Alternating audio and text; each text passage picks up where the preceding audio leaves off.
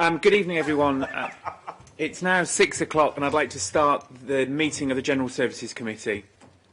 I'd like to remind everyone present this meeting is being live streamed and recorded. Item 1, apologies for absence. I've received one apology and that's from Councillor Worrell, and Councillor Watson will be substituting. Item 2, approval of Public General Services Committee minutes. Do members approve the public minutes set out in agenda for the 24th of August 2023? Yeah, agree. Thank you. Item 3, urgent items of business. I've not agreed to any item of urgent business. Item 4, declarations of interest. Does anyone wish to declare a declaration of interest? No, thank you. So we will now go into exempt session for the next two items.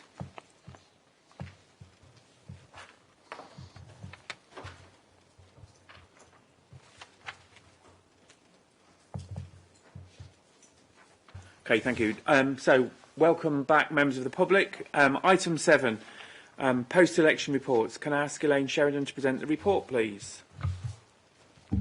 Actually, Leader, I'll start if you don't object. Yeah, of course. Yeah. Okay, thank you.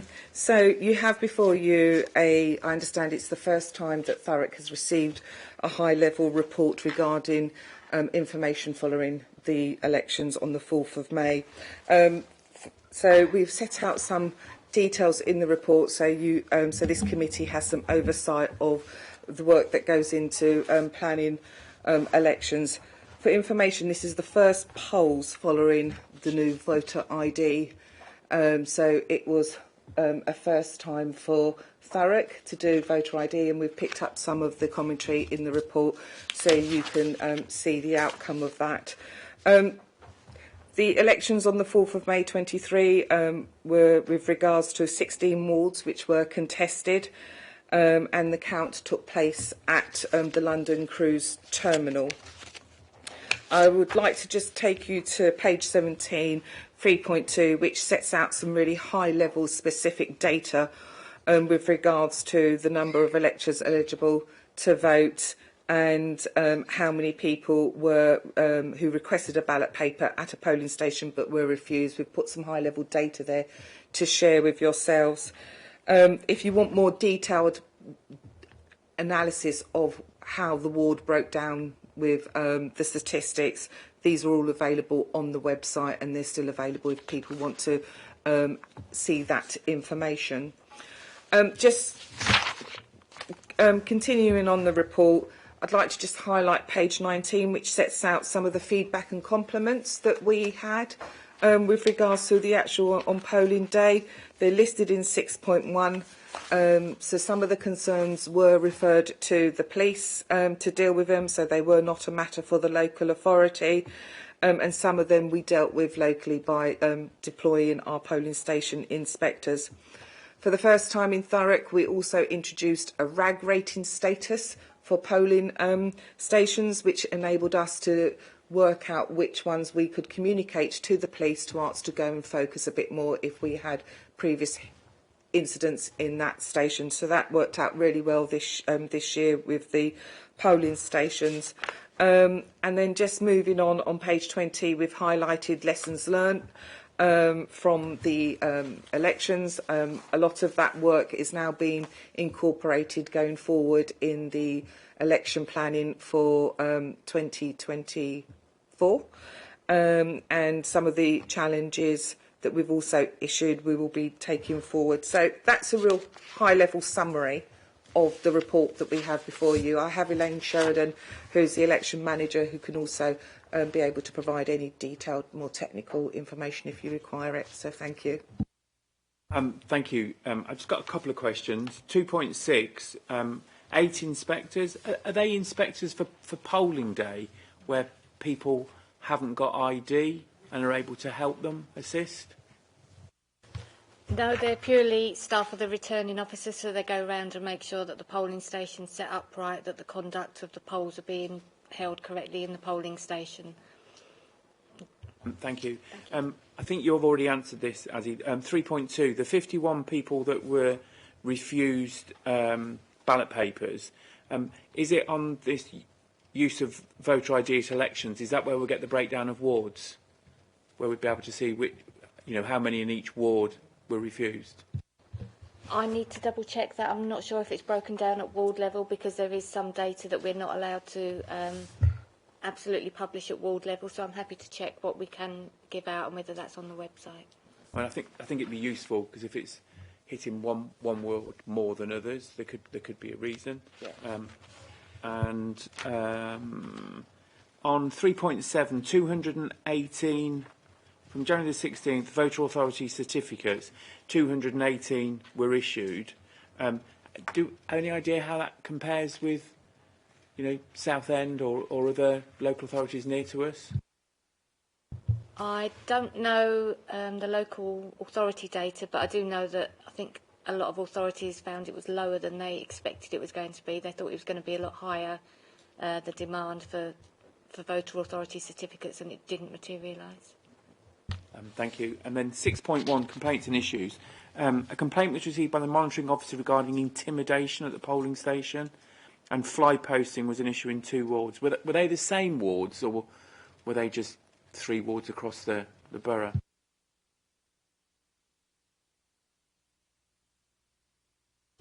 The fly posting was in the Stamford Hope area. I was going to give you the east or west area, I couldn't remember. So that was in the Stamford Hope area. I think both wards in Stamford Hope. And the intimidation that was dealt with, that was the west of the borough. Yeah. So if there was intimidation, I don't recollect the specifics. I do apologise, it's a few months away. If there was intimidation, the action that I would have taken would have been twofold. First of all, I would have asked the polling station inspector to go and see if there's anything that they could have done at the time to diffuse it. If it was quite serious, I would have gone out as DRO. But I've got a feeling, and I'm not 100% sure, but this was one where we asked the police to go and just check out the situation. I have a feeling that refers to that incident. And just the last thing is a observation. I really like the comment. 100% of respondents answered that they enjoyed their day in the polling station. That's quite amusing. Other members wishing to ask any questions? Councillor Spillman. I think that the ID data has limited value, because it's the people that didn't even bother to come because they didn't have ID, and I'm sure all of us knocked on doors. I spent that day on the Kenningtons, and I think I probably spoke to about 5 people, and that is, it was just very disappointing, very, very disappointing, personally I'm not in favour of it at all. No. But we are where we are. I would like to say I always lavish a lame of praise, but I do think that we, unlike Dr. Smith, I don't order all of my courses at once to be served at once, like the people in Sunderland do. I think we run our elections very well. We've had a lot of tight elections. We've had a lot of elections as well. There's no doubt about that. And I think I've always found that the support as a former group leader, as someone that was one of the people running around to, when we had to get all those signatures, and the process was a lot more complicated. I've always found that the support that we got was just exactly where it needed to be. So, we've had a lot of criticisms of certain areas of this council, but I've never, ever, ever had need to criticise the running of our elections, because I think they're done superbly. Thank you. Councillor Raper. Thank you. I think I just didn't hear an answer that's already been given. Which was the ward that the intimidation happened in? No, that was the posters. No. Sorry, I was just waiting for the... So I don't recollect, and the honest answer is I don't recollect the ward, and I don't have that detailed. I spoke about what the process would have been. Yeah, but that wasn't the question. Sorry, Thank you. I was just really wondering what the cost was overall to do the election, because that's not in the report. Yeah, we have a budget set out for the election, and it was contained within the budget. I don't have the figures to hand of what actual costs are individually. But we can share. Councillor Watson. So, thank you for the report, because I don't think I've ever seen an after-election report before. So I think that going forward it would be really useful if this is sort of like after every election, general election as well as local, and any other election that falls in between. Going forward, I'm just looking at your challenge to everything. Now, it'd be really good to understand, like step by step, what the new postal ID is going to be looking like. And I don't know if you've got it in here to do that, but I think that we would need to know that. And how would we get in front of the curve to help our residents to understand that as well? And how would we provide the support for those that are already on postal votes and are not IT digital at the moment, which is where you need to log in and everything else at the moment? Go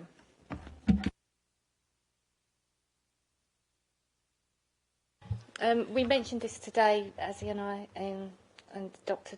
Dave Smith, a meeting, and we would like to meet with the group leaders and the independent groups and just share what information is coming for the Elections Act, how it will impact you, and anything that we can do to help you that is within our sort of remit to do so. Things like voter ID, how we can help people who are digitally challenged, how we can target them, get some more comms out to them, and just things that may assist you and us sort of working together to get the elections run smoothly.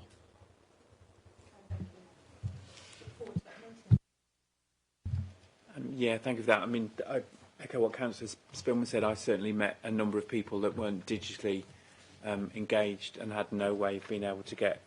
They didn't have a driving licence, a passport, and they really did want to vote, and they were really concerned that for the first time ever in about 40 years they were never going to vote. So I think it's really important that we do get out and reach as many people as possible. Councillor Kent. I think everybody agrees with that, and as Luke said earlier, I think we all knocked on doors where people were saying, I've always voted but I can't, and that is disappointing. The upside, the voter authority certificate, there were a few that I had to help people apply for, and they came back within kind of 48 hours. I was amazed, absolutely amazed. So thank you. That was a real help. Any other member wishing to speak? Okay, so we go to the recommendation, which is... Oh, sorry, Councillor Raper. I was really just going to reiterate what people have said. I think most of the people who possibly didn't have ID would overlap with the people who are not able to access the internet easily. So I think we really do need to have to find a way of supporting those sort of people across the board, but particularly now this is coming up. Thank you. Thank you. Yeah, Elaine. Just to respond to that, I mean, we did have a number of measures in place. We had our local area coordinators go out, and if somebody was struggling in their house or their own home, we could get them to do the online application for them. Our phone lines, if they phoned the contact centre, they were able to be directed to us to do the application in the town hall downstairs, so we could do it for them. So there were a number of ways that we were trying to reach out and reach those residents who are challenged. And of course, they can have a postal vote if that was their preference.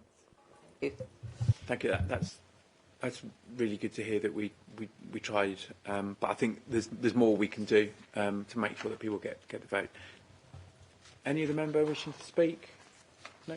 Okay. So recommendation 1.1: note that a high-level report with data and general information to be taken to the General Services Committee for noting and comments. Great. Thank you very much. Item 8: polling district and places review 2023. Elaine Sheridan.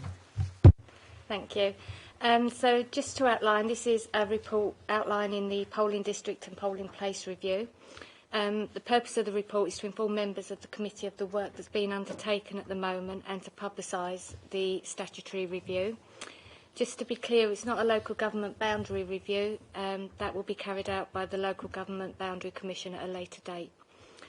So the legislation outlines that this review must take place between the 1st of October 2023 and conclude by the 31st of January 2025. It encompasses a consultation on existing polling places and polling districts which have been previously agreed by Council. It considers the boundaries of polling districts within wards, and it looks for solution to provide polling places if new ones are required. This could be due to inaccessibility, unavailability of buildings, or not meeting the requirements of the Elections Act, which brought in new accessibility requirements. The review cannot change any ward boundaries, but it can change polling district boundaries which are contained within the ward. So we can look at changing those, but we don't have to change them. It's just a possibility that we can. And after the consultation, the returning officer will be required to comment on any of the proposals that are out there in the public at the moment. And the council will then make the decision on the recommendations that are put forward. The timetable follows a recommended 6-week consultation period to make sure that residents and any political parties have enough time to respond to the consultation. I've previously sent group leaders, agents, MPs notice of the review with a link to the consultation and the outlined proposals. It's also been sent to disability groups such as Thurrock Lifestyle, Mind, Thurrock Coalition, etc., to try and get their engagement, as well as the community forums. The timetable is on page 27 of the agenda, just to give you an indicative timetable that we're following, and it should conclude with a report to Council on the 31st of January for the agreement, or for you to make your final agreements. And this is also separate to the Parliamentary Constituency Review, which has also already been carried out by the Parliamentary Boundary Commission. Thank you. Thank you, Elaine. Thank you very much for that. And I'd encourage all members to look at it. You know, we need to move away from these temporary polling stations. They're not pleasant for the people to work in them, and access is an issue for a number of them for those less able. Any other member? Yes, Councillor Watson. So I completely agree with what you say, but haven't we been told by 2025 we will be going into a local boundary review anyway? Like a local there'll be a review. There's no confirmation. It's not within my remit to know that, and I've checked on the website and it's not listed there as to when the next review will be. Okay, so if there is, we're doing all this work now. They said that the boundary review will come in 25, 26, 26, 27. We'll be redoing all of this again. So we're going to be, you're right, we should have permanent polling stations, but how permanent will they be if our boundary review comes up in 25, 26? The remit of the local government boundary review is something totally different. They can change wards and the number of councillors. There's a lot. And polling stations. I think the polling stations are the follow-on for us. So the remit of the local government boundary commission is to look at the number of councillors, the size of the electorate versus the number of councillors. That's not contained within this review, and it's a requirement of the legislation that we do it, so that's why we're doing it. I think, for me, I'm just a bit worried that we're going to go and spend a lot of money outputting permanent fixtures in, which is what we should be doing, and then it changes, and then we would have to change. That's my only worry. I absolutely understand your concern about we make decisions now and then they may have to change as a consequence of boundary reviews. I mean, it is an inevitability of the system. Actually, some of the actions that we're proposing to take through the consultation would remove what we've been using as temporary polling stations, which are both often inadequate but also more expensive than using existing buildings. But the balance has to be struck between a more cost-effective solution, which are more accessible in terms of the building, but the question always in the debate is, are they are they necessarily more accessible to the communities, to the voters within the community? And that's the debate that is inevitably going to happen as part of the review. But we're certainly not seeking to add cost to this. We're seeking to try and make this more efficient. But the primary driver has to be making it within the boundaries as they're currently constituted, making it more accessible for voters and to encourage people to vote. Elaine and I and Azzy have had discussions today about that. I really want us to see us going on the front foot in terms of a communications campaign to encourage people to register to vote. Of course, that's no guarantee that people will go out and vote, but it's equally true if they're not registered, they definitely they don't have the choice.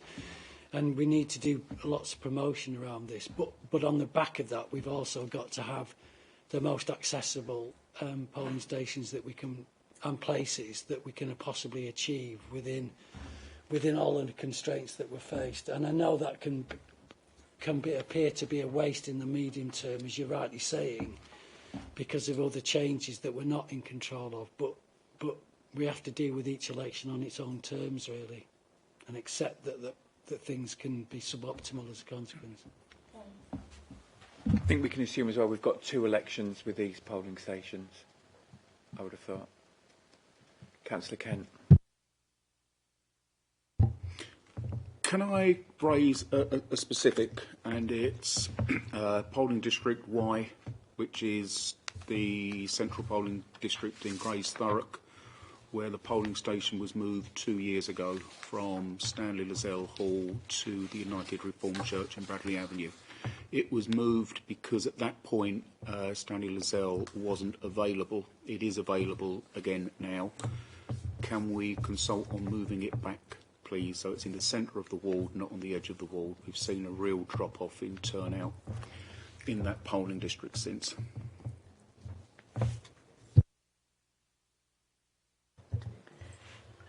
Can we have a look at that and then see what the proposals are and do a consultation on that? As long as that's fed into the consultation, then yeah. But if you remember, it was moved because the adult college was moved into Stanley Lozelle Hall when the council decided to demolish it.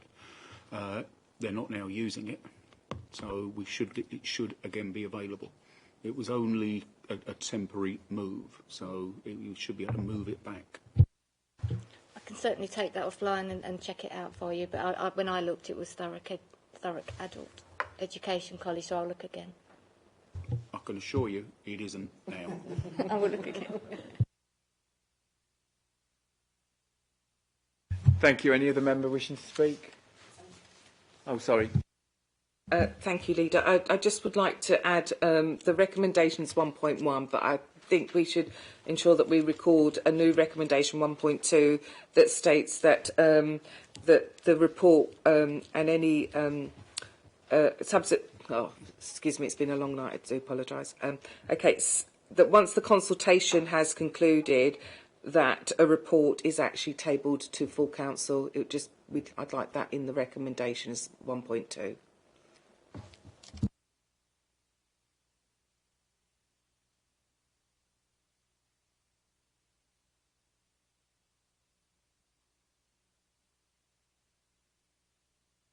So we'll move to recommendations. 1.1 is General Services Committee note the report and the plans outlined within the report. And 1.2 is...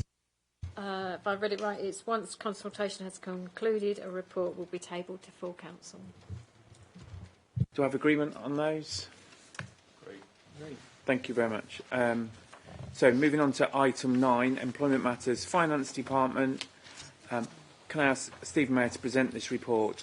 Just before I do that, though, members, please note that 5.3.1 in this report is confidential and should not be discussed in the public session. If members do wish to discuss this, we'll need to go back into exempt session. Stephen Mayer. Thank you, Leader. This paper is coming back from the paper we brought in on the 24th of August, where you agreed to consult on the finance department structure, looking at the capacity development within the service, etc.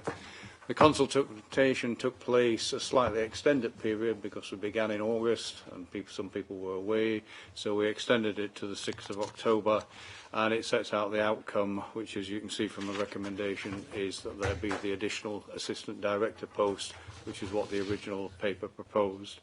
The paper gives the background everybody is very familiar with, and the new structure reflects a new operating model. You have a core finance strategic and you have a front-facing financial management that will work with the communities, work with the services, and it therefore recommends the additional post as originally brought forward. Thank you, Chair. Thank you. Does any member wish to comment? Councillor Ken. I'm happy with the recommendation and support the recommendation. I'm just curious as to what there is in paragraph 5.3.1 that means it needs to be in exempt session. I'm told it refers to salaries. Salaries are published in bands anyway, aren't they? And they are, but I was advised to ask members not to discuss it in public, that was all. Any of the member wishing to comment? No, so we should go to the recommendation, which is recommendation 1.1. General Services Committee are asked... What? Can we ask the MO for an answer on that? Oh, go on. Yeah. The 5.3.1 identifies one particular post holder and that particular post holder's salary, so we just thought it was more appropriate to leave that particular element outside of the public forum.